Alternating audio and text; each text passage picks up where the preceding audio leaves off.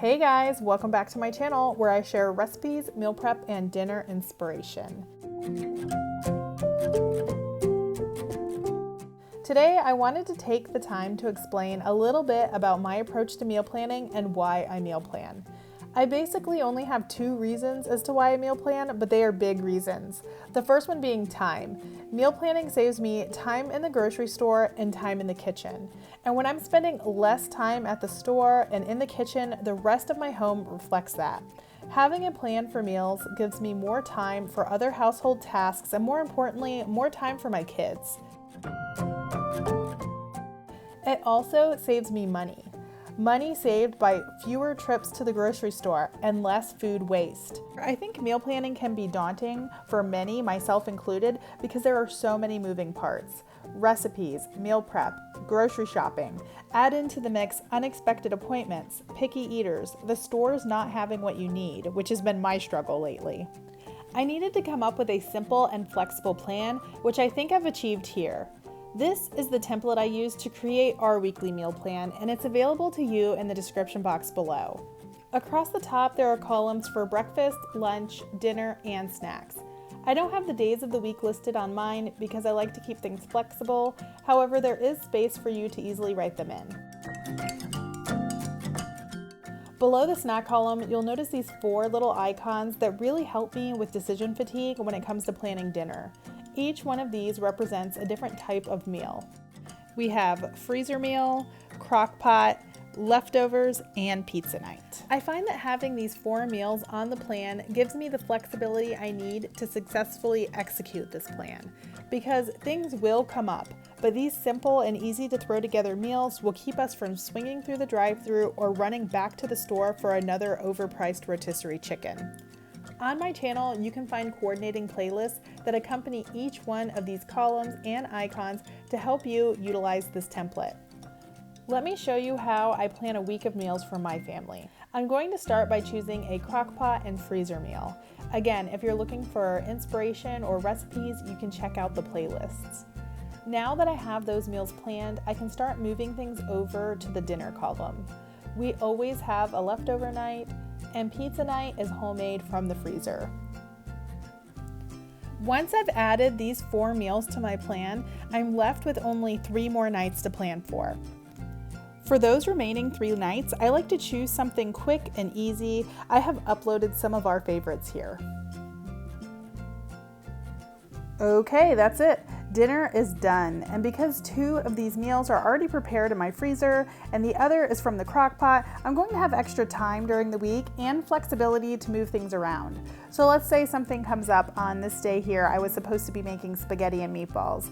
I have a chicken enchilada or a pizza in the freezer that I can easily throw in the oven, which is why I don't always attach my meals to specific days of the week. I do try to prepare the meals that require fresh vegetables sooner rather than later, though, to avoid food waste. Let's move on to breakfast. Breakfast is the easiest for me to plan. I have lots of make-ahead breakfast options in this video here. I will link it down below. After breakfast is all plugged in, it's time to tackle lunch. I struggle with lunch, so this is where having a plan is essential for me. We homeschool and my husband is often home for lunch, so it's really important that I plan something. We don't always have leftovers, and I have a leftover night planned for dinner each week, so I prefer to make something each day. Non-bread pizza has been a go-to lately, and my kids love grilled cheese, so you'll see those on my meal plan just about every week. I have a lunch playlist here, but it's pretty bare right now. I'm working on putting together a lunch video, so if you haven't already, tap on that subscribe button so you'll be notified as soon as I have that video up. Don't forget about snacks. I don't plan snacks day to day like I do meals. That's why this column is just one big block, but I do like to list what I have or make note of anything I might need to make. I have a video here featuring lots of homemade and budget-friendly snacks that I like to keep on hand. It will be linked down below. Okay, that's it. Now I have a plan. From here, I can create my grocery list. I always like to shop my pantry first, making adjustments and substitutions where I can so I can use up what I already have. So that's it as far as meal planning. Now let's talk about meal prepping. We're currently living overseas, so I have to make many of our staple ingredients from scratch, which is a huge money saver. My freezer is full of homemade items such as tortillas, chicken nuggets, meatballs, biscuits, pie crust, granola bars, and more. So a lot of our meals revolve around those staples. But if cooking from scratch is too much for you right now or just not your thing, you will still save money and time through meal planning, which in my opinion is directly related to efficient meal prepping. You don't need to spend an entire day dedicated to meal prep. Having a meal plan allows me to look ahead and batch like tasks, making meal prepping more efficient. Here's an example of what I mean. My kids love this peanut butter oatmeal. We eat it about 3 times a week. I could take the time to prep several servings of this for the week. However, with meal planning, I'm able to look ahead. So on that first day that I make this, when I have all my ingredients out and on the counter, I'm able to go ahead and measure and prep the other 2 days worth. Do you ever make your kids pancakes or waffles or even muffins on the weekend? Do yourself a favor and double up on the recipe, even if it's a mix from a box.